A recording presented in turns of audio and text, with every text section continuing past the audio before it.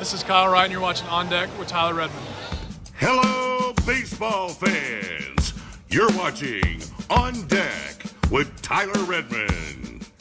Welcome into On Deck. I'm Tyler Redmond. Good to be back. Equipment could not hold us down forever. We got everything fixed up, and we are back here live with you, and I am so glad to be back. Glad that the Braves pulled out a win today over the San Diego Padres 5-2. That was obviously a pretty good day for the Atlanta Braves. They've needed that. They've needed the lineup needed to take care of business, and they did that. Marcell Ozuna, Matt Olson both hit homers. You know, that's the kind of thing we needed. And, you know, I know that we've kind of gotten out to a slow start, so I wanted to do this video talking about, you know, what the expectations were, what reality is, and just basically, you know, kind of recap what the first part of this season has been, because it's been interesting. You know, they're 5-5 right now. They're playing 500 baseball. You know, and that's not enough for some people, and I understand that. This is the defending World Series champions, and they haven't looked like it, right? And to me, that starts with pitching in a lot of ways. I know that the lineup's had its problems. We can talk about Eddie Rosario's struggle at the plate if you want to. But, I mean, opening day, Max Fried had a rough outing. Charlie Morton's had a couple of rough outings. They have not won a game, either one of them. And they're the guys that we're depending on. What's interesting about all this, the guy that you saw intro this live stream, Kyle Wright, he has performed excellently in both of his starts, which was something that a lot of us assumed could happen, but it certainly wasn't a definite. It wasn't something that we knew was for certain. If you had put money on whether or not Max Fried or Kyle Wright would do well, you'd probably have put it on Max Fried. So it's early yet. I think that's what's important to realize here. It's very early in the season, and a lot of people are going to, you follow, you're on social media, you're watching me here, so I know you follow it. You know, a lot of people are going to go down the Braves or basically take down the Braves for their performances and overreact. It's a little early for that, in my opinion. You know, we can't judge a team off 10 games, not when there's 162 of them anyway. So it's been tough, but I think today's a good sign that it's starting to change. I think, and I said this a lot prior to the season starting, the shortened spring training was something that, you have to, at least take note of. A lot of teams are struggling because of that, in my opinion. I'm surprised that the pitching hasn't taken more of an effect, just in the grand scheme, up and down. I mean, you look at the guys that we thought we were going to have in Charlie Morton and Max Fried, they've obviously struggled, but with Charlie Morton specifically, you got to remember, dude's coming back off a broke leg, and you have to at least take that into some consideration. Max Fried's struggles worry me a little bit. But, even Huascar Ynoa struggling, and so much so that they went and got Bryce Elder, who I want to focus on for a second. I know we mentioned Kyle Wright and how well he's done.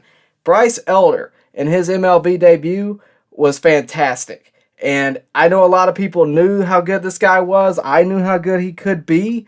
But for him to come in his first game and perform the way he did and put the team on his back is something that I don't think should go unnoticed. Now, with that said, what I did for today, I actually have been covering Bryce Elder and Spencer Strider, another guy who came in throwing bullets out of the pen this year. I covered them when they both got drafted. So what we're going to do now is I'm going to, just show you a clip of where they were when they got drafted, and you'll probably hear a couple of things that'll let you know how much they've developed. So first off, here's Bryce Elder from back in 2020. In the 5th round is a great last pick for Atlanta. He's a right-handed pitcher out of Texas. His name is Bryce Elder. He was picked 156th overall, and it really shocked me that he lasted this long.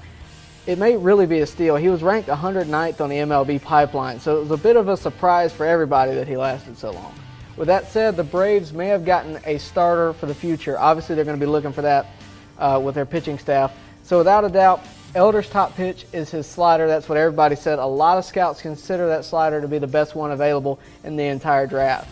But he's also got a pretty good and consistent two-seamer. Over 26 innings this year, Elder struck out 32, and get this, he had a 2.08 ERA. This guy may have no limit when it comes to his future. So yeah, you heard me mention his slider. That's obviously, what he got drafted for. He was probably the best slider in the draft according to all the experts out there during that time. But beyond that, he's evolved.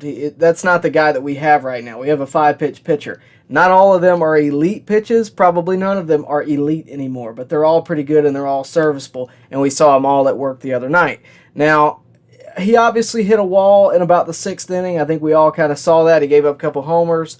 But at the same time, the dude was excellent for 5 innings. That's what we need. We need a guy that can carry us through 5 or 6 innings. And he was able to do that. So hopefully, it'll continue. Hopefully it'll be something that we can count on throughout the year, or if not this year, maybe next. But hopefully, his success continues, and we see a lot of that this year, because if so, he's got a very bright future. He's got a very bright future anyway, no matter what he does this year. But I think that he's a guy that we can count on to be a part of the Braves' future for sure. Another guy that I think we can count on is Spencer Strider.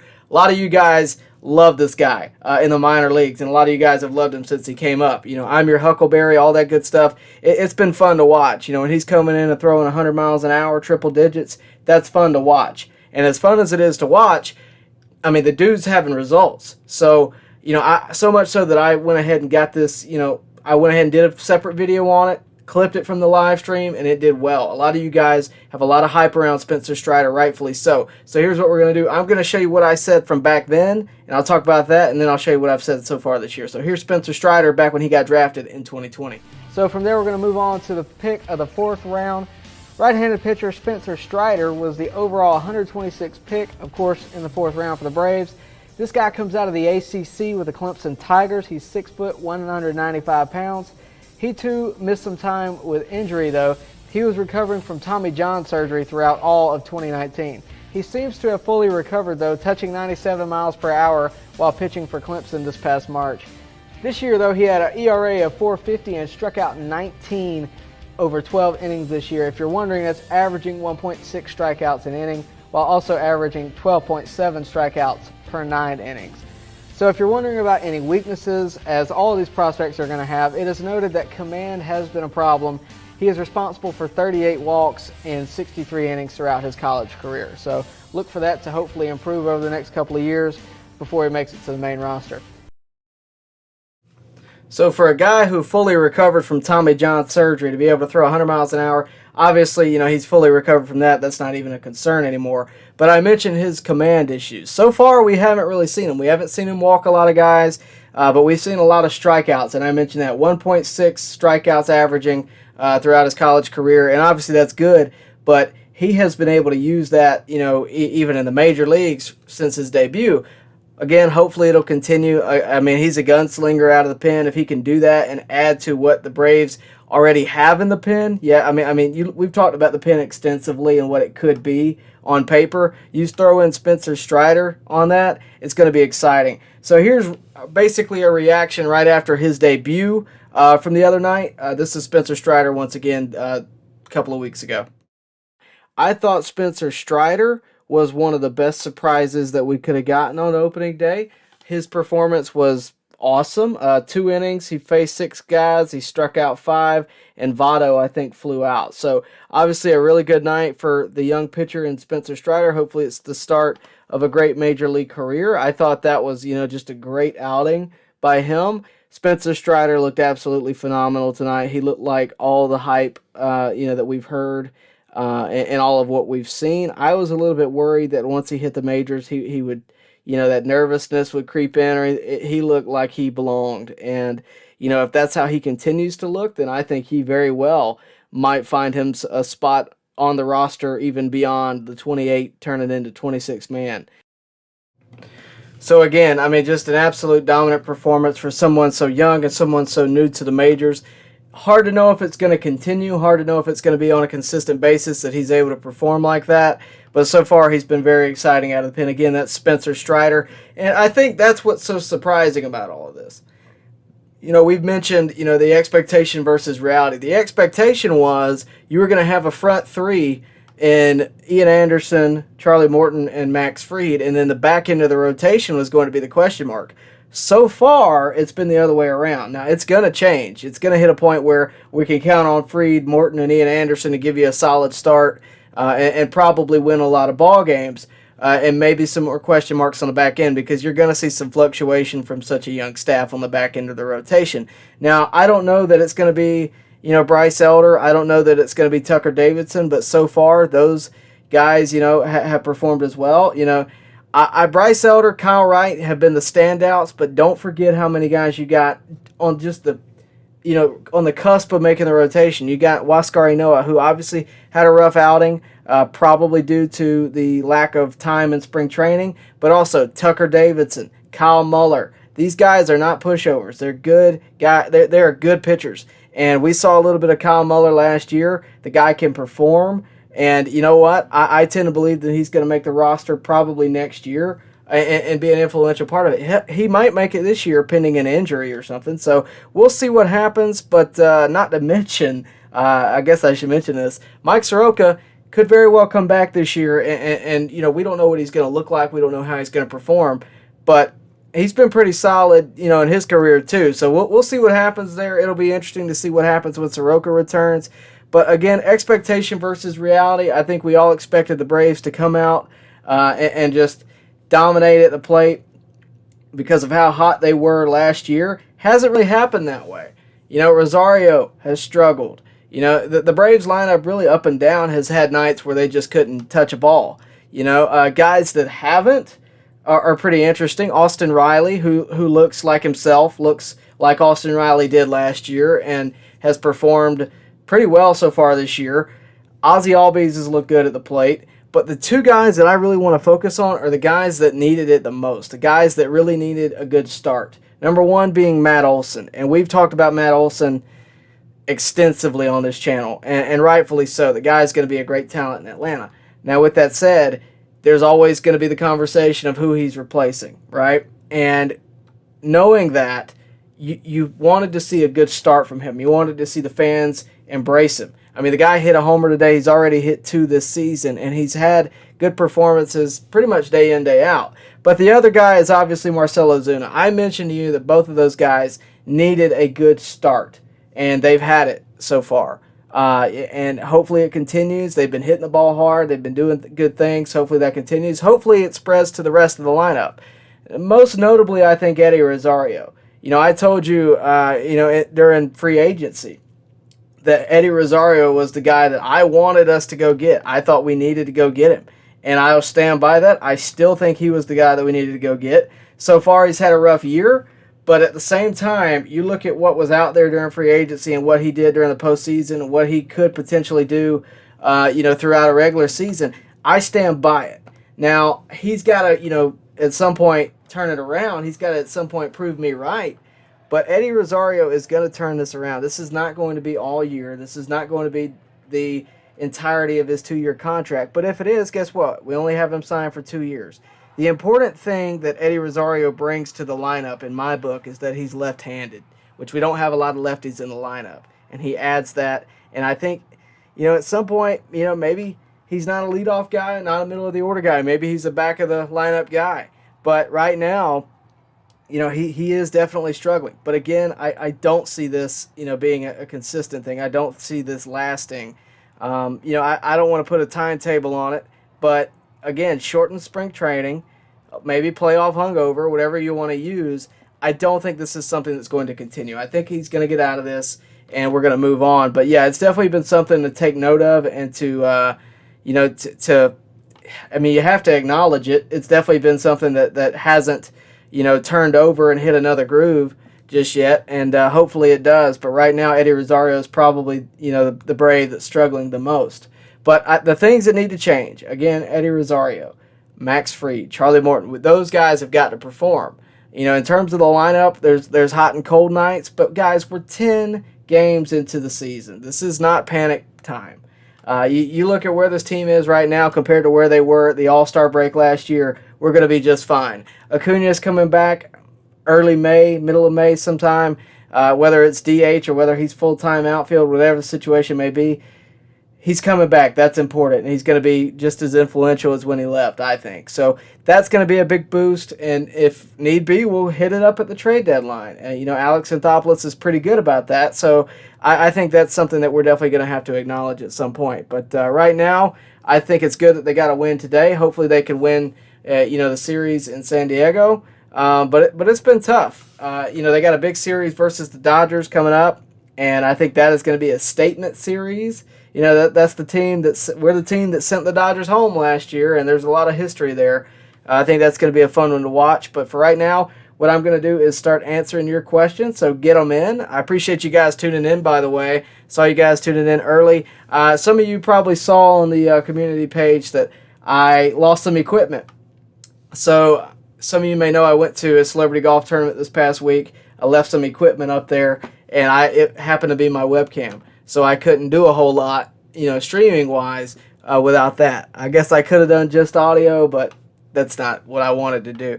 So we had to wait till we got that back. I had a friend of mine go get that for me that goes to school up there and brought it down for when they came home with Easter. So it worked out. But glad to be back. Glad to see you guys in the chat and glad to be able to talk baseball with you. So thanks for tuning in.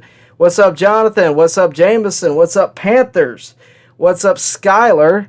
Skylar says she loves to see the top of the order take care of business. Absolutely. Good day at the plate for the Braves today. That's what we like to see.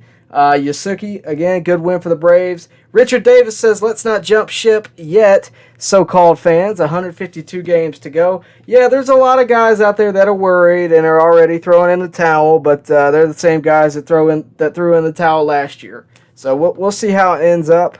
I think we still have the potential to have a very good year. I don't know if we're going to have 112 wins, but I think we're going to have a pretty good year.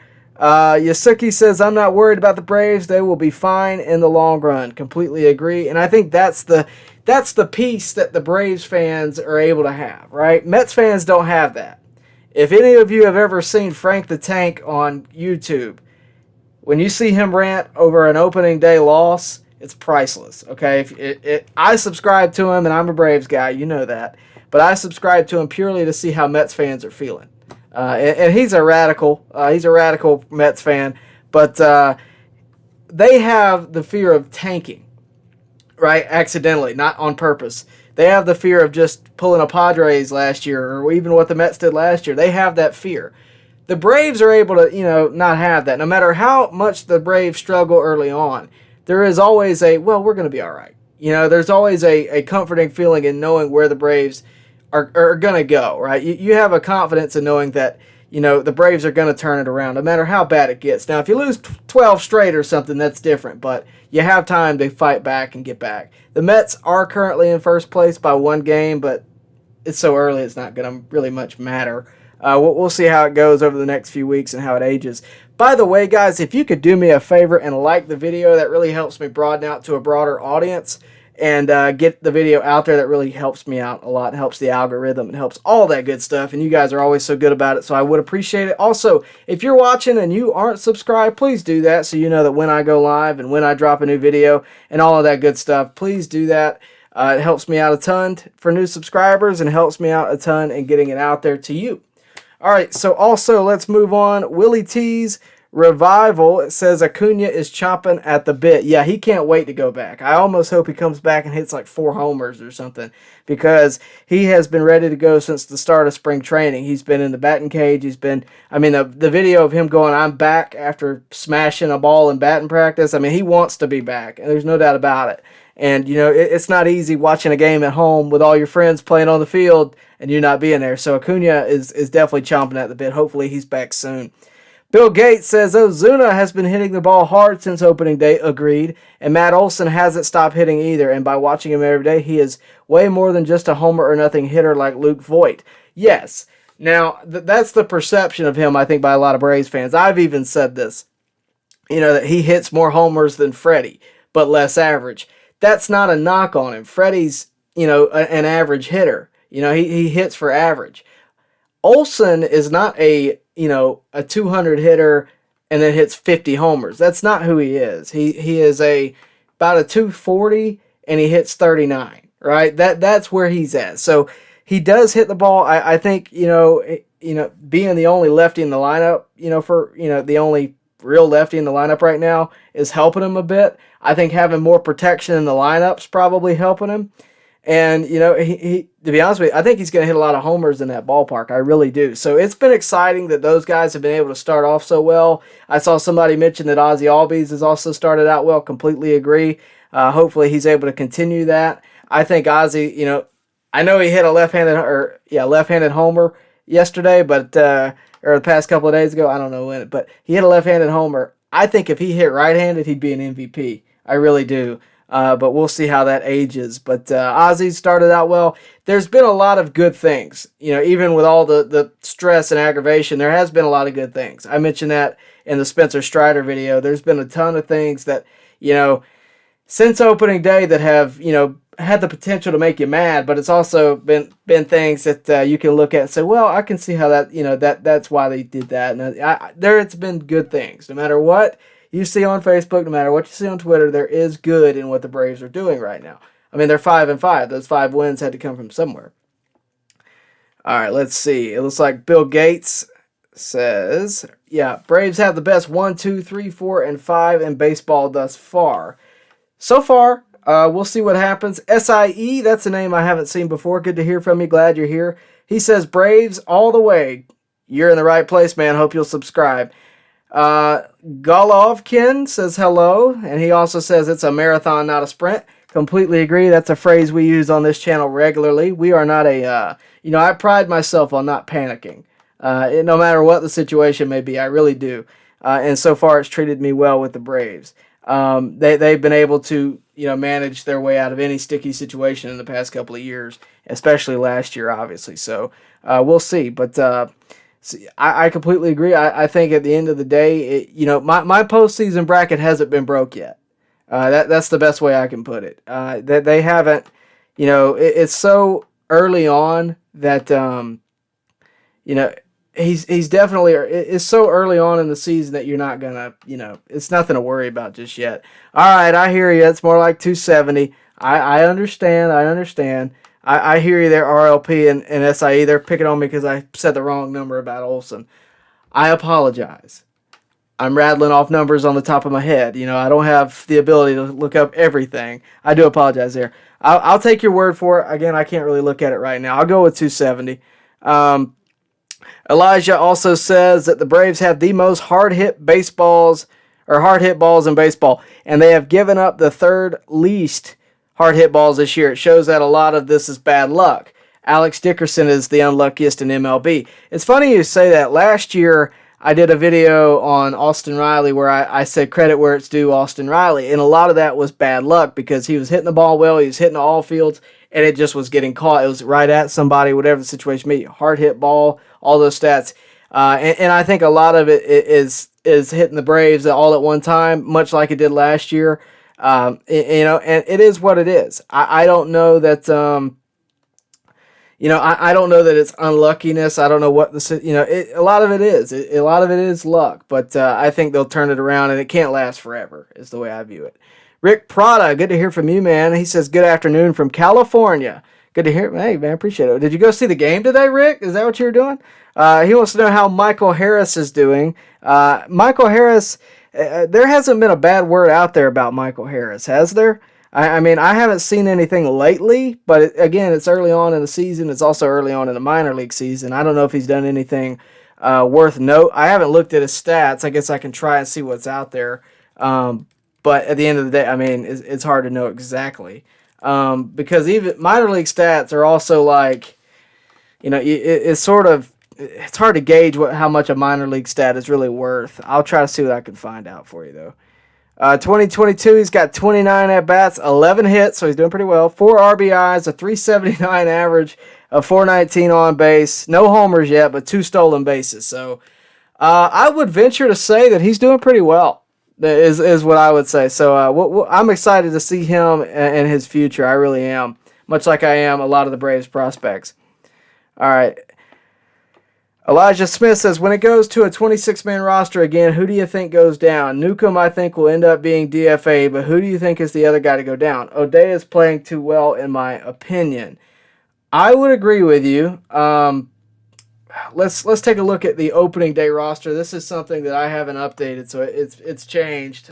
Most notably, William Contreras went down and Bryce Elder came up. So don't take this verbatim. I'm just looking at this for reference. If I'm looking at this objectively, you depending on how Bryce Elder continues to do, you may see a starter go down. Not Freed, not Morton, not Anderson, and Kyle Wright also. If they continue to do well, if Bryce Elder and Kyle Wright continue to do well, you may see Tucker go down. You may see Enoa go down. In terms of the bullpen, I mean, other than Newcomb, I don't see anybody there that I'm comfortable in letting go. Thornburg has been all right. Kenley had his early struggle, but he's not going anywhere. Will Smith has been great. A.J. Minter's been fine. There's nobody in the pen that I'm like, yep, they need to go down. The catchers are obviously going to stay, Manny Pena and d'Arnaud. The infielders, I mean, we're pretty lacking in just in position players in general in terms of depth. I'm going a starter, whoever it may be, because that's where the extras lie. Whether they be, again, Tucker Davis and Bryce Elder, Kyle Wright, or Waskari Noah, whoever is not pulling their share is probably going to be the guy to go down. So far, that's Waskari Noah, and I'm just being straight up with you. So far, that's who that is. And look, I really hope that Waskari Noah turns it around, but so far, that hasn't been the case.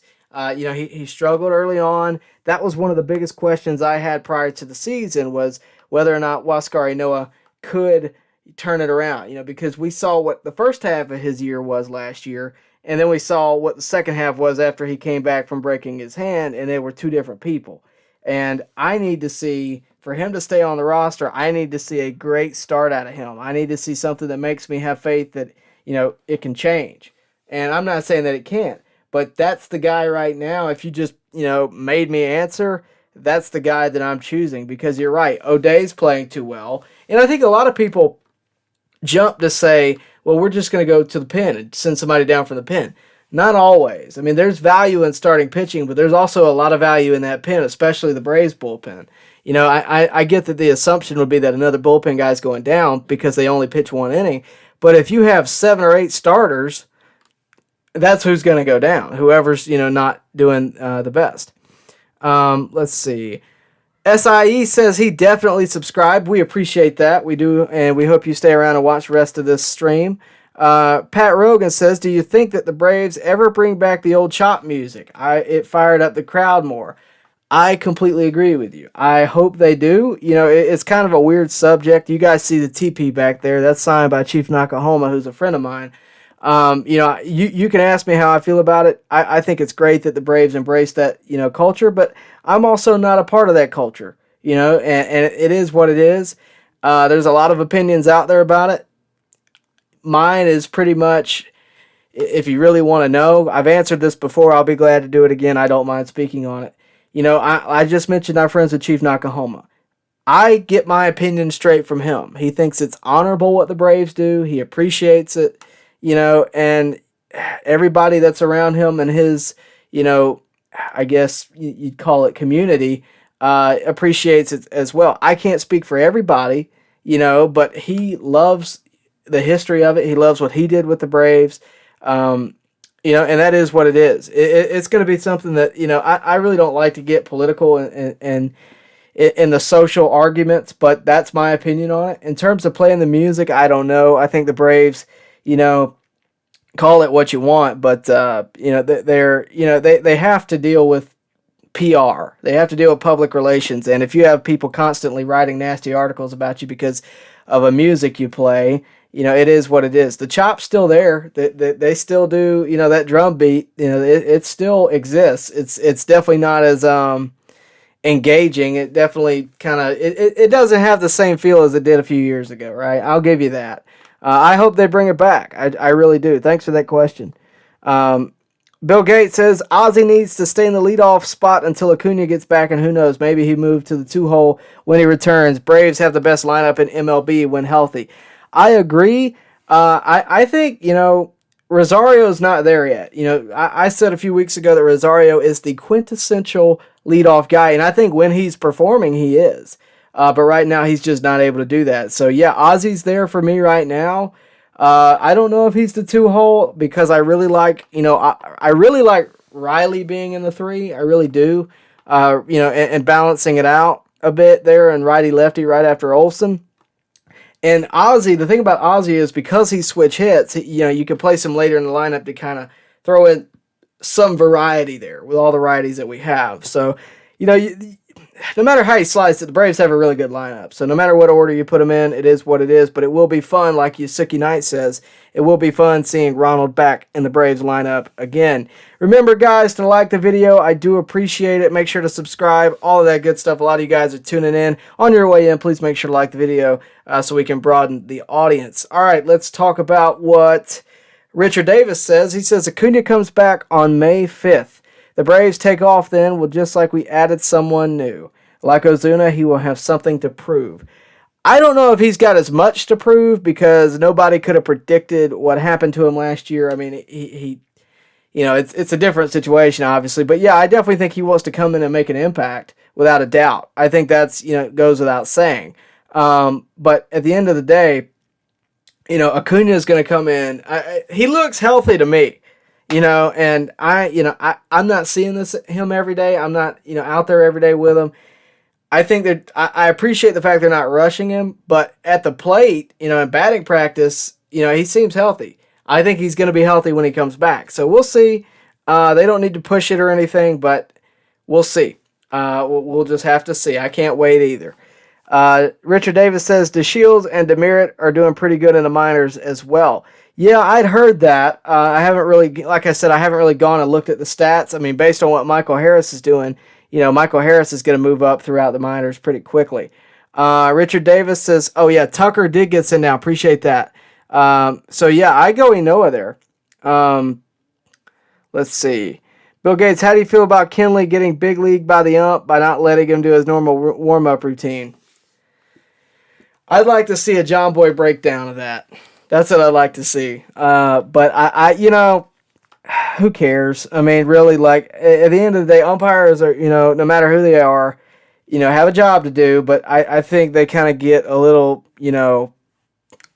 extra sometimes is the best way I can put it. I think at the end of the day, Kenley's going to do what he's going to do, and we'll see what happens next game. But it is what it is. I think you got to move on from it. SIE, Eddie's struggling at the moment. He definitely is. Hopefully that changes. I'm a big Eddie fan. I know you're new here, SIE. I'm a big Eddie guy. I've been wanting them to re-sign Eddie. Hopefully, he doesn't make me go back on my word there. But, yeah, I'm a big Eddie fan for sure. Hopefully he can turn it around. Let me see. Somebody said that Tucker got bombed in the minors today. Richard Davis says Tucker got bombed in the minors today, gave up 5 or 6 runs. That's not good. But again, it's just one start, and he's got a lot to grow with. So we'll see what happens, but we'll see. Let me see.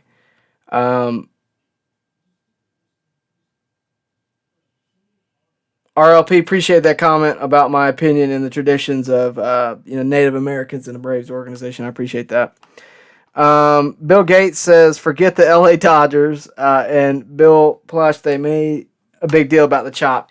Yeah, again, guys, those conversations just get into the same argument. There is no winning that argument.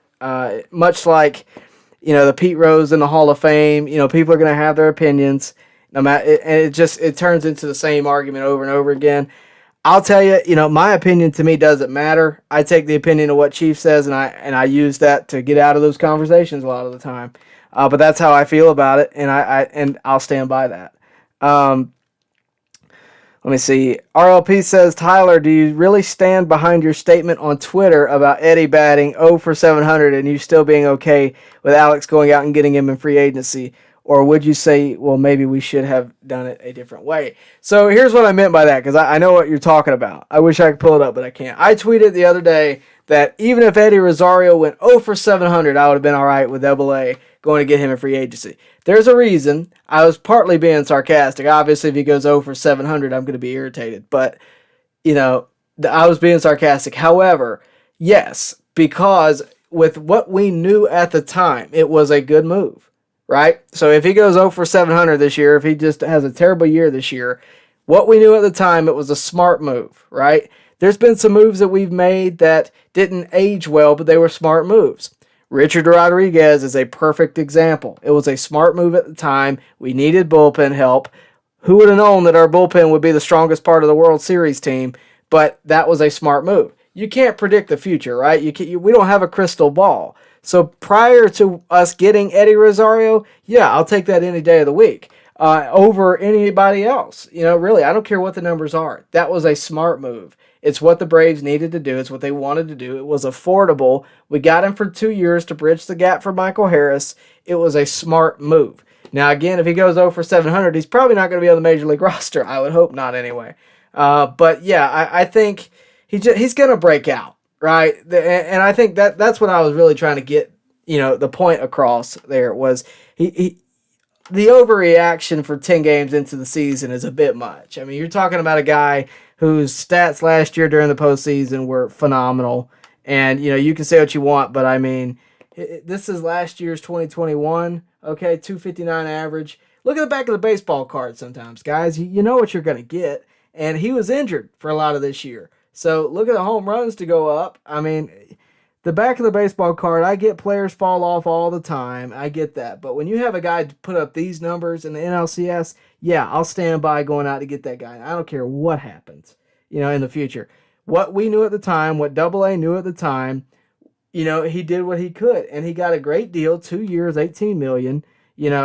I'll stand by that. And AA is, a guy that I'll defend on any move pretty much. I mean, there hasn't been a move that I've just outright misunderstood and not, understood the ramifications of it and understood why he did it. I would have liked to have kept more than Rosario from last year's team, for sure. But at the same time, if there was one guy at the plate that I thought was a necessity, it was Eddie Rosario, because I thought he was a guy that, again, could perform in the lineup, could be, a great defender in the outfield. And, and I still think Ozuna is going to be the ready-made DH. I still think that's going to be the case. I think Eddie's going to be in the outfield every day whenever he gets one big game, like Elijah Smith says right there. I think Eddie's going to turn it around. I really do. Now, in terms of my tweet, yeah, I was being a bit sarcastic. However, I think, I think Eddie's going to be fine. I really do. And we'll see what happens. Richard Davis says Brad Brock is pitching pretty good. That's interesting. William Fogum wants to know, am I going to be at the June 24th Freddie homecoming game? To tell you the truth, I don't know. I've been asked to go to a lot of games here lately. Really, I haven't been to one yet. I really want to go to that ring game. By the way, if you have an extra replica ring, hit a brother up, okay? Also, for me, it's really hard for me to really plan. I kind of just up and go. But if I do know that I'm going, I'll be glad to let y'all know that I'm there. I'd like to go see Freddie's homecoming game because I'm going to be cheering. I'm not going to be booing. He got a big ovation in L.A. I was happy to see that. I'm glad that the fans have embraced him and they're taking good care of him over there because, at the end of the day, guys, I know a lot of people are mad at Freddie and whatever. The guy performed for the Atlanta to the best of his ability, year in, year out. Didn't work out to keep him here, but I'm not, going to be angry about that. Wish it could have gone a different way, but, it'll be all right. Let me see. Bill Gates. Eddie started slow last year and was in like a lamb and out like a lion. Give him time. Yeah, he's got to get some exposure at the plate, and it is what it is. We'll see how it goes. We'll see how it ages, but I will stand by that move any time. I really will. Aiden McClendon says, do you think we should have kept Jock? I would have loved to have kept Jock Peterson. I was a big Jock Peterson fan. I was at the game where he hit the home run against the Brewers in the NLDS. I was in left field. He hit it to right. It was a bomb. It was great. It was a great moment. Obviously, we know how much he meant, in changing the momentum of last year and just what he brought to the team, made him feel like $1 million, all that stuff. Great player also. But I didn't see a place at the time. Now, if you'd ask me, I still don't see a place because let's just say Eddie turns it around, right? You got him in the outfield. You got Duvall in the outfield. They're not going anywhere. You have, right now you're kind of filling it in, but, you're going to have Acuna. Where is Jock going to play? And if you say DH, what about Ozuna, right? So when everybody's healthy, there's not a place for him. And Jock wants to play every day. By the way, I think he homered a couple of days ago. He's on my fantasy team. I like Jock Peterson, but there was just not a place for him. It didn't make sense organizationally to keep Jock Peterson. As much as I would have liked him to, as much as we all would have liked him to. I understood why it didn't happen. I think Jock knew the writing was on the wall. I don't think he wanted to stay. If we were going to keep him, it was going to be in a utility role. He's good enough to play every day, and he's not going to play every day on the Atlanta Braves, at least not right now. Again, World Series hero, great player. Would have loved to have kept him around, if nothing else, as a mascot. I mean, the dude kept the Braves' momentum up. He was a hype guy, and all it takes is one read of that letter to know how much he meant to that team. But again, there's just nowhere for him. You can't keep it all together like that. When you deal with so many free agents, you deal with so many guys that, aren't going to be here the next year. It's hard to keep everybody together. It really is. Let me see. William Fulgham says he's more worried about Swanson striking out more than Eddie. Eddie will be there at the end. Not good for Swanson in a contract year. Well, it might be good for the Braves in a contract year. I think Swanson will be all right. I think, again, shortened spring training is never good for anybody. I was at dinner with Leo Mazzoni the other day. By the way, we got some content with him coming up, hopefully. Some more content. And I got to tell you, I'm not going to tell you verbatim what was said, but I was sitting there. It was me, him, and about 6 other former players that were around, and I asked him, what do you think about the shortened spring training in reference to Luke Jackson and the Tommy John surgery, which, by the way, it is official. He had Tommy John surgery, and he's out for the year. But I asked him, do you think that had an impact on it? He goes, probably. And he goes, I think it's a joke. I think it's, y'all know how Leo is. He's very matter of fact. But yeah, he spoke on it, and the shortened spring training is something that you have to take into consideration, whether it be at the plate, whether it be on the mound, whatever the case may be. It's something that is affecting all of Major League Baseball. It's something that they're going to make light of. It's something they're not going to acknowledge, but it's something that's going to affect it. You haven't seen a lot of live at-bats. You've seen enough, but maybe not a ton. Your eyes aren't as trained. Not everybody's Freddie Freeman that only needs a week of spring training and then they're ready to go. Sometimes you really don't get that jump start like that. And I think a lot of players have it, and I think you're seeing the results of it. But again, it's early. You have to take a step back. You just do. And take into consideration the fact that it's only 10 games, there's a shortened spring training, and we'll see what happens. But I'm not concerned about either one. I'll be honest with you, if I am concerned, I'm more concerned about Eddie, just because the lack of hits, period, has been a little staggering. But I think both of those guys will flip it. In a contract year, the motivation's obviously there, but I don't think he's worried about the contract, to tell you the truth. I think he's worried about performing on the field. By the way, appreciate you guys tuning in. A lot of you guys are tuning in just now. We've been talking about what the Braves have been doing so far this year, the expectations versus reality.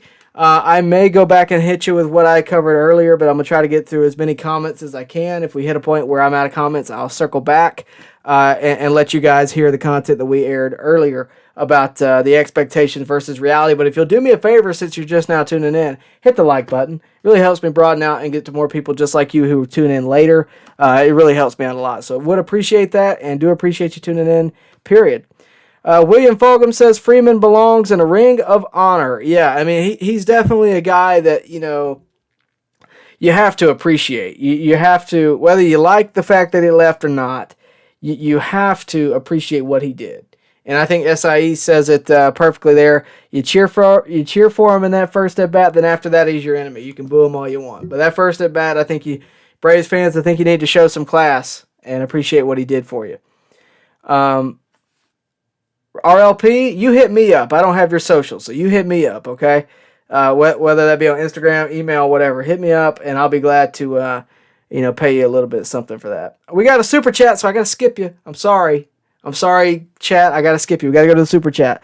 Robert Gall says, what's up, man? Keep up the good work. Go Braves. I always like an easy super chat where I don't have to answer any hard questions, so I appreciate that, Robert. Always appreciate your support. And, the continued support. By the way, guys, if you're new here and you don't know, super chats make me answer immediately. If you have a question that you want answered right now, I'll answer in a super chat. That's the only way I can really diversify and answer your question immediately, is if you're dropping some cash, because otherwise I got to treat you all the same. All right. RLP wants to know, can we please talk Swanson? I get he's also a streak player, but when can we get a streak going? I really like seeing 2 doubles today. But could a low production year have Atlanta looking somewhere else soon? Well, if you really want to go into inside baseball real quick, I think a slow year for Swanson, when I say slow, I don't mean terrible. I just mean not, a better year than the year before would actually work well for the Braves in contract negotiations and keeping that money low. Now, we all know that Swanson's got the same agent as Freddie and all that, but I think Swanson's ultimately going to want to stay a Brave. And I think he's probably going to take a hometown discount because he is a hometown kid. Now, in terms of streak player, it is what it is. He's definitely one of those.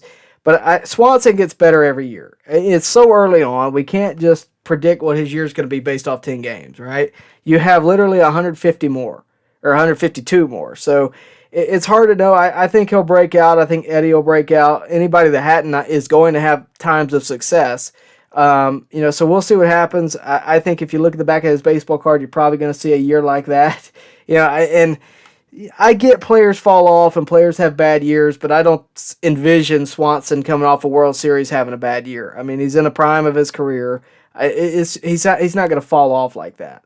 In terms of looking somewhere else, I think had it been this year where Trevor Story was available, maybe. But next year, I don't even know what shortstops are available. I don't think it's anybody of that level or that magnitude. Certainly not a Matt Olson type. So I don't know if there's going to be one that just falls in like that. Let me see. Richard Davis says Swanson is a streaky hitter, hot and cold at times. 2 hits today, a good sign. Yeah, hopefully, he's on, he'll have a week of getting a hit a game or something like that. Hopefully he goes on a streak. Bill Gates, when the time comes, how do the Braves justify offering Swanson more than Ozzy's $35 million contract when he's a bottom of the order bat? We'll see when the time comes. Maybe they don't. Maybe they give him a very similar offer and see what happens. But, I think he's definitely going to probably try to get more. But, I think it depends on what he does this year. So we'll see. William Fulgham says, dinner with Leo. I'm sure he was drinking vodka. You should go to Anderson and do a story on his memorabilia room. It is a work of art. For a Notre Dame fame, he is a cool guy. All right, you mentioned it, so I'm going to go ahead and just let you in on the surprise. He invited me. I haven't made a plan with him. I wasn't going to tell you this. I was just going to drop it and not really say anything. I told him I want to do a hour-long pick-your-brain style interview because every interview I've done has only been 7 or 8 minutes max. So I really want to talk to him about, the art of pitching and that kind of thing. Leo is a very outspoken individual, just in general. From every experience I've had with him. But I got his phone number. I'm supposed to call him, I think, Monday and set up a time, set up something. So, yeah, I'm probably going to go to the memorabilia room you just mentioned. So that'll be fun. Hopefully you guys will watch that, but I think it'll be good. Richard Davis says, I think Swanson would take a cheaper contract to stay in Atlanta. I agree. I thought he may be a $15 million a year player. I'm rethinking maybe $8 million. Somewhere around 10 or 12 is where I'm at. We'll see what happens. I hope he takes a team-friendly deal because otherwise I don't think they're going to bring him back. That's exactly what Ryan Shackelford just said. But, yeah, I don't think they're going to bring him back unless it's team-friendly. I mean, if Freddie's not safe, who is, right? Yasuki says, I'm just glad that baseball is back. You and me both, buddy. It's been very, very good to me so far. Pat Rogan says, I disagree. I plan on booing Freddie. He overplayed his hand and then spoke negatively of the organization after. He is actually going to make less in LA with deferrals and taxes considered. I get your point. I get it. But at the end of the day, I value what he did as a Brave a lot more than what I value what he did after. Alex Anthopoulos has forgiven him, and so have I. That's kind of how I've justify it. But I get where you're at. I think a lot of fans are at where you're at, Pat, to tell you the truth. I think, my comment section is full of a bunch of Pat Rogans that plan on booing Freddie Freeman. And I get it. But do you plan on booing Jorge Soler? Do you plan on booing Jock Peterson? Do you plan, those questions are going to be asked. Personally, I don't. I don't really boo anybody except Bryce Harper. Maybe Manny Machado. That's about it for me. I don't, especially guys that, frankly brought us a World Series. I just don't do that. But I appreciate it. I definitely get it. We got a super chat, so I got to skip ahead. It is from William. So he says, an hour-long interview with Leo. Tell him the story. Okay. Let him tell you the stories better than pitching that are some juicy stories. Ask him about the poster with Maddox in the LA bullpen. It's great. Yeah, he told a few Greg Maddox stories the other day that were pretty funny. I don't know if they're appropriate for I don't know if they're appropriate, for the stream. I'm not gonna. I can't. I can't do. I just can't do it. Sorry, but I'll let him tell them. If he tells them, I won't censor them. I'll leave it at that. But they're pretty funny. They're pretty great, and they're Braves history, right? They're fun to talk about, and Leo's great company. He is a party walking. He's a lot of fun. I always am. I was sitting there. I mean, I was there with a few former players. If you remember Jim Beecham, I was there with his son Cash Beecham. He's a hoot too. Leo Mazzoni, Steve Shields, former pitcher for the Braves. A couple other guys were out there. I couldn't tell you their names, but they were out there. It was a lot of fun. Being there. I got a couple other celebrity golf tournaments planned. I'm not going to let you in on everything there, but they bring out some good content. Obviously, you guys saw the Dave Bristol interview. Dave Bristol used to manage the Braves. He also used to manage the Reds. He's a very interesting guy. I mean, you're talking about a guy that managed the Big Red Machine before they were the Big Red Machine. He had a young Bench, a young Rose, a young Perez, young Joe Morgan, Dave Concepcion. He had all those guys prior to them, picking up Sparky Anderson and moving forward. But he's in the Reds Hall of Fame, to tell you, actually, and I got to tell you, he is one of the most interesting people that I've ever interviewed. He's also, one of the nicest. I was looking for the thing. He gave me something. I think it's over there. I can't reach it. But, he's one of the nicest people. I asked him, he kind of, this celebrity golf tournament he didn't play in. He just came in and signed some things for charity. But I asked him, hey, I know you're only going to be here for a minute, but can I interview you? He goes, as long as it's as good as the last one, he's just a very kind man. He's a very good man. He tells a funny story in that interview. If you get a chance, go watch it. He tells a funny story about Matt Olson, actually. I'll just tell it, but I'm telling you, the interview is worth a watch. He said that he texted Brian Snitker after Olson got, thrown out at home for the second time. And he basically said that he texted him, he said, tell Olson it's okay to run around with that piano on your back, but don't stop and play it on the way home. I just thought it was, it's just such a funny, it's so funny, and the fact that he's, got managerial experience, he's got a little bit of expertise, and he's a fun interview. So yeah, go watch that. We had a lot of fun this past week. Obviously, it kept me away from talking to you guys, but it was a lot of fun, and out of it, we got a lot, for the future. Of course, the Leo interview is set up. We're going to do that. Probably call him Monday, set that up. But we got a couple other things, too, that are going to be exciting. And I'll let you in on that as we move forward and solidify what they're going to be. Bill Gates says, Leo be hating on today's pitchers. No way pitchers throw as hard or harder back in the day as they do now. Well, here's the thing, right? I definitely think that there's a difference in now, but if there's a guy that I'm going to trust, it's Leo Mazzoni. The guy's one of the greatest pitching minds of all time, without a doubt. You're talking about a guy that raised up Smoltz and Glavine and Avery at the height of his, career, and on top of that, didn't mess up Greg Maddox, So, I think Leo Mazzoni, you have to take his word and at least appreciate what it is. So he tells a lot of story. He's got a lot of opinions that I won't get into. I'll let him tell them in the interview. But he's an interesting guy, man, and a great conversation to have. Richard Davis says Ozzy's contract was $6 for $48 million, wasn't it? Union was complaining about him signing cheap. Albies is just as streaky as Swanson. People seem to forget. I think Albies would be better if he switched, if he stopped switch hitting. Because I think he's a lot better from the right side. I think he's a lot quicker through the zone. And I think ultimately, I think he's a better player from the right side of the plate. If you notice, during the postseason last year, he did not switch hit. What does that tell you? It's a great talent to have. It's a great ability to use if you can. But look at what Cedric Mullins did. He stopped switch hitting and he became, what he is now, a 30-homer guy. So I think if Albies did that and just focused on the right side, he'd be, it would be interesting to see how it goes. Albies, his contract was $7 for $35, not $6.48. $7 for $35. I wanted to make sure before I gave you an answer there, but yeah, it is $7 for $35 million. And it's a sweetheart deal. Make no mistake. The union was definitely mad about it. Richard, I remember all the talk on MLB Network. How is he able to do this? Well, the guy just won a World Series, so for what he didn't get paid, he earned in that World Series ring, right? Like there's give and take. Albies will make his money in MLB. Everybody makes good money in MLB just about. So I think Ozzie views it as, for one, immediate security and definite security there financially, but also a chance to perform and win with this team. Williams says Trey Turner is a free agent next season. He's supposed to be a free agent next year.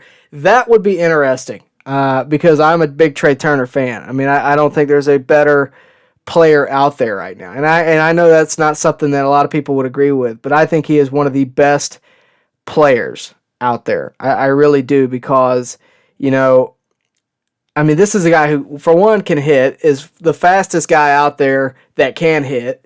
Just play with him on MLB The Show a couple of times. You'll see what I'm talking about. But the guy, you can't teach that. I mean, you just can't. And he hits for power. He's speedy. He's the closest thing to Ricky Henderson that's in the game right now. There will never be another Ricky Henderson, I don't think. But he's the closest thing I've seen to it in my lifetime. There's been other guys like him, but he is a great player. I'd love to get Trey Turner. In terms of him versus Dansby, I think it comes to whether or not Dansby takes a friendly deal, and we'll see how that goes. Let's see. Hitchcock says we need pitching, starting pitching. No, we don't. Not yet. We'll see how it goes at the trade deadline, but right now, the guys that we have, I'll go ahead and circle back because I think we should. A lot of you guys tuned in late. So basically what I did at the start of this video was talk about where we are, right? There's been a lot of expectations and, I think we got a big reality check. Max Fried, not a good opening day start, not a good second start. Charlie Morton, not a good start to start off the season, not a good start the other day. They haven't performed great so far, but the guys that have are Bryce Elder, Spencer Strider, Kyle Wright. Those guys have been able to perform very well. And, that's a pleasant surprise to balance out the surprise of, oh, wow, our starters, that we were counting on didn't do so well. And I think it tells us, we don't know everything, right? Like, even me, I obviously I don't know everything. I'm not with the Braves. I don't follow the Braves, day to day at the stadium, have eyes on them as close as some of these coaches do. I was wondering in the offseason, I was thinking like you are, we need starting pitching. I said it up until, maybe, if we can get a starting pitcher, that'd be great. Little did I know, guys like Bryce Elder, guys like Spencer Strider would be able to do what they've done. And Bryce Elder had a great day. Hopefully it continues. Spencer Strider too. Kyle Wright. Kyle Wright has impressed me tremendously. This is a guy I've been rooting for a few years. Glad he's finally found his groove. Hopefully it continues. But we'll see how it goes. But yeah, I appreciate the comment. But that's kind of what we were going through is the expectation versus reality. Everybody expected the Atlanta lineup to pop off as soon as the season started. Hadn't happened so far. It's starting to get to that. But sometimes, baseball's a hard game. So we'll see how it goes. Elijah Smith wants to know what my handicap is. I'll be honest with you, Elijah, and this is going to be a hot take. I don't play golf. When I go to these celebrity golf tournaments, I go to cover it. They treat me like a celebrity, I guess. But when I go, I am there fully to interview people. I do not play golf. And I'm going to tell you why. I have a buddy, and he watches sometimes. Name's Nolan Miller. He had a full ride to Mercer, okay? Very good golfer.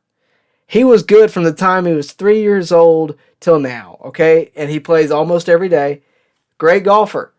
The most competitive person I have ever met in my life. We could be playing a video game. We could be playing checkers. It does not matter. He is one of the most competitive people. So when I was growing up, he was so good at it and so competitive, I could never beat him. I was like, well, forget this. I'm not dealing with this. So I've never really gotten into golf. I've tried it a few times. Never been fun for me. Don't get me wrong. When Tiger's in the hunt, I watch, but never been something. I got such a baseball and softball swing. I'm just, it's not my thing. So my handicap is like infinity. To answer your question.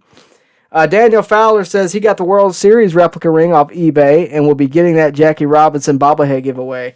Yeah, I saw that. I think it's great they're doing that. The replica ring, by the way, the ring itself, oh my goodness, just blew me away, right? Here, I'll show you this. I picked up a replica ring of the 95. I picked this up the other day just because I saw it and I've wanted one for a long time. It's the replica ring from 95, okay?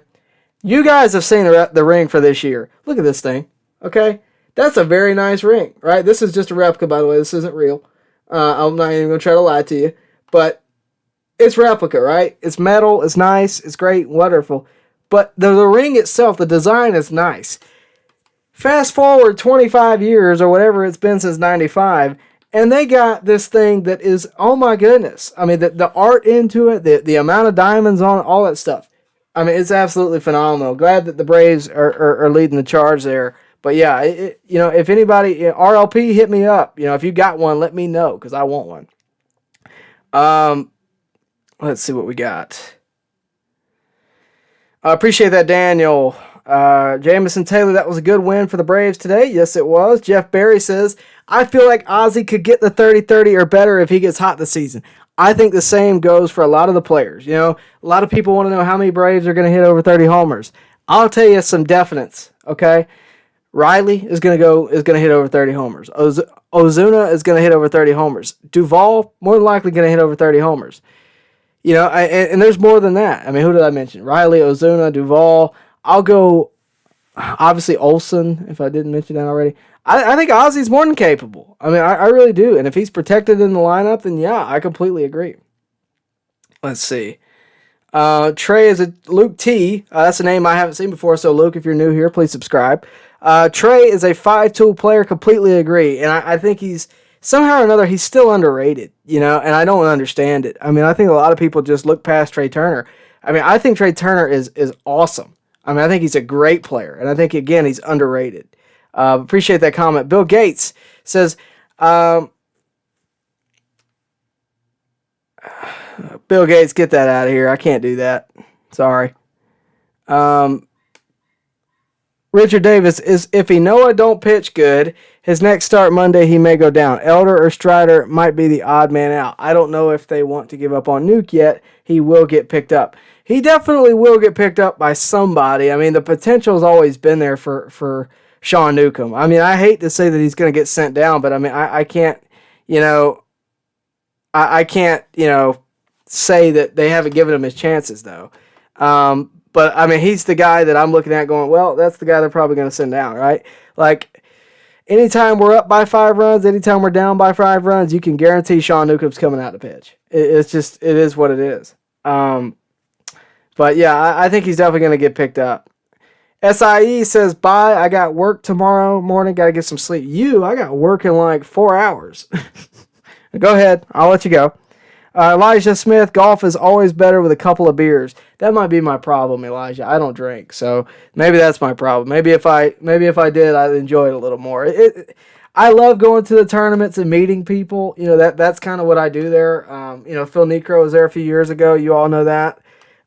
It's fun to go. It's fun to meet folks, especially like Leo. Like for me, growing up, Leo was like my first autograph. I met him at Turner Field along with Mark Lemke. And he was literally like, I walked up, I didn't know who he was. My dad did. I was like 7, and, you need to get his autograph. He's on a ball up there. I'm looking at it. But, it was, that era, Leo is that era. The Bobby Cox era. Leo is, they're pretty much through all of it. And, listening to the stories he tells and, things like that. I mean, it's nice to hear. It's a, reminder of where the Braves used to be and what they used to be. And, I love hearing that stuff. I could sit there and listen to Leo Mazzoni complain about where the game is right now all day long. And I'd be glad to do it. I'll tell you this, since, you guys have really popped off on Leo right now. He told a story, or no, he didn't tell us. Well, he told a bunch of stories, but he mentioned this. If you remember, Ian Anderson, I want to say, had a no-hitter in the World Series. It was either the World Series, somewhere in the postseason. I can't remember exactly. But it was only through like 5 innings, and they took him out, right? Clayton Kershaw, very similar thing the other day. This was after I saw Leo, though. And he was like, I can't understand, for one, why they took him out, but also why Ian Anderson was okay with it. I don't understand it. It's a different philosophy. And he even said, the game's passed me by, but Leo's a legend. I mean, the the mindset he has, I mean, it's something that I think, less is more in a lot of ways, and I think Leo has that mindset. I mean, he's a great guy to talk to. But yeah, I love it. Let me see what we got here. Yasuki Knight, everyone wants to beat the champs. Yeah, I agree. And I think that's, everybody's coming in knowing that they got, a lot to handle with the Braves. And it's not exactly easy to just walk in and beat a team because they're supposed to be beaten. I mean, look at the Reds. Look at what the Reds were able to do against the Braves, right? So I think we're going to have to see how the season goes and take what we get and move on. Every day is a new day. We're probably going to wrap it up about 9:45, guys, so get your comments in, and then I'm probably going to head out right about then. Appreciate you guys tuning in. Make sure to subscribe if you hadn't already. Make sure to like the video on your way out once the stream is over, or right now. I would appreciate it. Let me see. Jackson wants to know, I want to see Strider step up and take Enoa's spot. And that's easy to see. I think they envision Strider slowly making his way to the rotation, right? Maybe to replace like Morton. They got a lot of guys that could be starters, in the future. Strider, Elder, Wright, Kyle Muller, Tucker Davidson. That's 5 guys right now, right? That's not even including Fried, Soroka, Ian Anderson, right? If you're not even including Morton there. I mean, we have a lot of starters, and there's a lot of value in starting pitching. So Strider, I think, is a guy that could be longer relief right now, good longer relief, as opposed to the Sean Newcombs. And I think I'd like to see him step up, but at the same time, we'll see. I definitely think he is a starter, but he's pretty effective out of the pen too. So we'll see how it goes. Jose Vargas wants to know what's up with Mike Soroka. From what I know, obviously, if you don't know, he tore his Achilles heel. Or his Achilles tendon, and then retore it last year. So he's still out from that. It's looking like he's going to be out till about August, maybe even September. Hopefully, we'll see what happens. But he wants to be back by August. He wants to be back right now. Obviously, he's an easy guy to root for. Very nice guy. I've met him a bunch of times. I mean, super nice. I met him at spring training. And he talked with me as long as I can talk, and I can talk a pretty long time. So I like Soroka. Hopefully he comes back and is able to perform. If not this year, then next.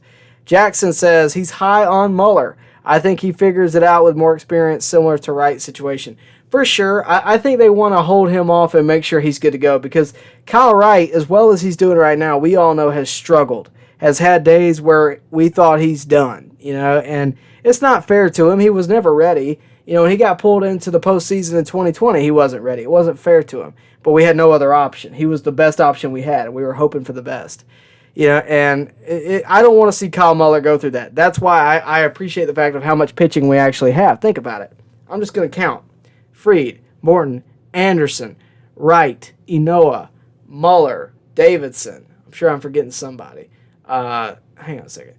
Fried, Morton, Anderson, Enoa, Elder, Wright, Tucker. I mean, I can go all day. Muller, that's 8 by itself, right? I'm sure I'm forgetting somebody. So the value in starting pitching is there. We have around 9 guys that could compete right now and be in the starting rotation tomorrow. If something happened drastically where we lost 2 or 3 pitchers, you wouldn't be as worried as a lot of other teams would be, because you'd have guys that can fill that gap. There's a lot of value in that, and a lot of future in that too. So, Soroka, right, when he returns. So there's a lot of value. We'll see how it goes. I can't say that I'm super stressed about it. I'm going to see who proves what at what time, and I think you kind of have to ride that wave, because it's not going to be a consistent thing all the time. It's really hard to have 5 guys who just perform, who just all the time. It's hard to have 5 Max Frieds, right? You're not going to have, it's rare. You might have 3, but it's hard to have that. It really is. So to be able to have 8 guys that could potentially be a starter when somebody else isn't performing right, it's good. Jackson says, yep, now we just need to get our main guys figured out. Completely agree. Completely agree. Hopefully they do. I'm sure they will. But we'll see how it goes. Richard Davis says Wright has looked like a completely different pitcher this year from before his appearance in the World Series. Yeah, man, Major League pitching is different than minor league. It just is. I mean, I could sit here and tell you, I can tell you that, but there is an obvious difference because you could be killing it in the minors and struggle in the majors, a day later. You're dealing with a lot better hitters, and it's just different. And I'm glad he seems to have figured it out. Hopefully, it lasts throughout the year. But if not, we'll move to the next guy. But I have a lot of faith in Kyle Wright as of right now. I completely agree with you. I think he looks like a different pitcher and a much better pitcher at that. Bill Gates says the Giants are the only team that scares him. They do everything well, and their pitching is going to age well. I agree there. They got Logan Webb. They got Jock now. The Giants are good. Yeah, they are good. There's no doubt about that. I mean, they proved that they were still around last year, and I think it surprised a lot of people, including myself. I posted a picture of me and my coworker the other day who's a Giants fan, Ernest. Me and him talk every day, so I am pretty educated up on the Giants because he is. I think the Giants could be a playoff team, especially with the expansion. Obviously, they lost Buster Posey, and that's tough, but they're a good team. They're going to be a good team for a while, I think. Jackson says, once this offense starts rolling, we should win regardless of who's pitching and how many runs they give up. Hopefully, we put up a lot of runs the other night, so we'll see. I think, the pitching, to me, it starts with pitching. I'll tell you, it doesn't help when Morton comes out and gives up 4 runs early in the game, right? And you got to get 4 runs before you can even be, compete in that game. So we'll see. We'll see. Jeff Berry, maybe Jackson, but everyone can't be on fire all the time. I don't know where you're going with that. Sorry, I might misunderstand you there. Probably going to be our last question of the night, unless you guys throw in a super chat. Richard Davis says, Wright said he started to pitch back when he pitched in college. He has talked with Morton also. I know we've talked about Leo Mazzoni a lot, but I got to refer back to him here because he is my go-to expert. Wright, you mentioned something interesting here. A lot of times you have a coach that comes in, and I'm not criticizing, our coaching staff here, but a lot of times you have a coaching staff that tries to change a pitcher or make them better by changing a fundamental difference, right? Some pitchers are just different. It just, they do things differently. Leo Mazzoni was asked, who is the best out of the big three? Maddox, Glavine, Smoltz, that you coached. And he said, Greg Maddox. And they said, well, that's not fair because Greg Maddox was already good when you got him. He goes, yeah, but I didn't mess him up. And I think that's important. I think, that's important. Let a pitcher pitch. Let him be himself. And if that's what he's able to do being himself, I see no problem in letting him continue to do what he's doing. So that's where I'm going to wrap it up for tonight, guys. I hope you enjoyed the stream. Glad to be back. We'll be back doing this regular once again. Not Thursday night. I got plans, but just about every other night, if we can, I will be here. It's been a busy week. I'm trying to graduate in a few weeks, so we'll do what we can, and I'll get you as much content as I can. But for right now, I do appreciate it. Again, make sure to like the video on your way out. Make sure to hit the bell for notifications so that you know when we go live. Of course, tell your friends about the channel. Subscribe to the channel. All that good stuff. You can follow me on social media, Tyler Redmond, at BubblegumJesus on Twitter and Instagram. I'm out there, and I'll be glad to communicate with you there. Of course, if you drop a comment in the comment section, I'll do my best to get back with you as well there. So again, I appreciate it. We will see you later right back here at On Deck.